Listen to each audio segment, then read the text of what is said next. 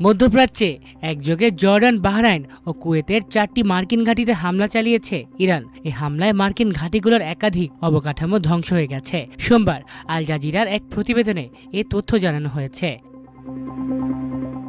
ইরানের রাষ্ট্রীয় সংবাদ মাধ্যম নূর নিউজ এজেন্সি জানিয়েছে, দেশটির সেনাবাহিনী এবং ইসলামিক রেভলিউশনারি গার্ড কোর্পস IRGC অঞ্চলে থাকা শত্রু ঘাঁটিগুলোতে ব্যাপক ক্ষেপণাস্ত্র ও ড্রোন হামলা চালিয়েছে।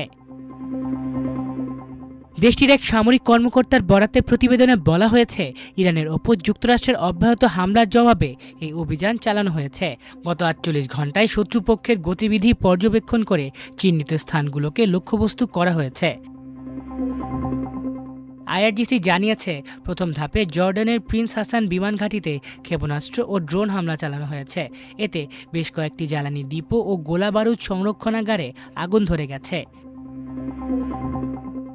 এদিকে প্রতিশোধমূলক অভিযানের দ্বিতীয় ধাপে বাহরাইনের শেখ ঈসা বিমান ঘাঁটির বেশ কয়েকটি স্থাপনায় হামলা চালানো হয়েছে বলে জানিয়েছে IRGC। এক বিবৃতিতে বাহিনীটি বলছে, তাদের মহাকাশ বাহিনী হেলিকপ্টার রক্ষণাবেক্ষণ কেন্দ্র, একটি P-8 বিমান রাখার হ্যাঙ্গার এবং একটি মার্কিন সামরিক ড্রোনের কমান্ড অ্যান্ড কন্ট্রোল সেন্টারে হামলা চালিয়েছে। IRGC আরও জানিয়েছে, হামলায় আলী আল সালেম বিমান ঘাঁটির জ্বালানি ট্যাঙ্ক এবং পেট্রিয়ট আকাশ প্রতিরক্ষা ব্যবস্থা সম্পূর্ণরূপে ধ্বংস হয়ে গেছে। পাশাপাশি আহমেদ আল জাবের বিমান ঘাঁটির একটি কৌশলগত FPS রাডার ব্যবস্থাও ধ্বংস করা হয়েছে। বাহরাইনের স্বরাষ্ট্র মন্ত্রণালয় জানিয়েছে, ইরানের হামলার পর আবারও সাইরেন বাজানো হয়েছে। জনগণকে শান্ত থাকতে এবং নিকটতম নিরাপদ স্থানে চলে যেতে সতর্ক করা হয়েছে।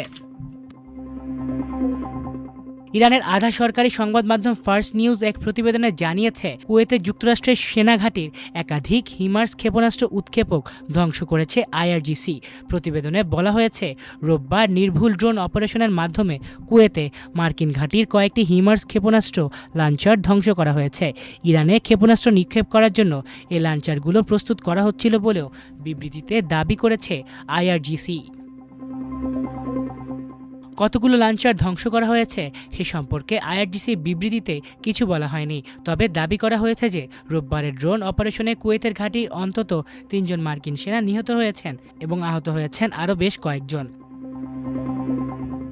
হিমার্স বা high mobility artillery rocket system হলো যুক্তরাষ্ট্রের তৈরি একটি হালকা ট্রাক মাউন্টেড এবং অত্যন্ত নির্ভুল বহুমুখী রকেট লঞ্চার ব্যবস্থা। একটি 5 টন ট্রাকের চেসিসের ওপর বসানো এই হালকা সিস্টেমটি শুট অ্যান্ড স্কুট কৌশলে পারদর্শী এবং মাত্র 3 মিনিটে লক্ষ্যবস্তুতে আঘাত এনে শত্রু রাডারের নজরে আসার আগেই নিরাপদ দূরত্বে সরে যেতে সক্ষম। হিমার্স থেকে নিক্ষিপ্ত রকেট কিংবা ক্ষেপণাস্ত্র সর্বোচ্চ 500 কিলোমিটার দূরের লক্ষ্যবস্তুতে আঘাত হানতে সক্ষম। মাল্টিমিডিয়া ডেস্ক, আমার দেশ।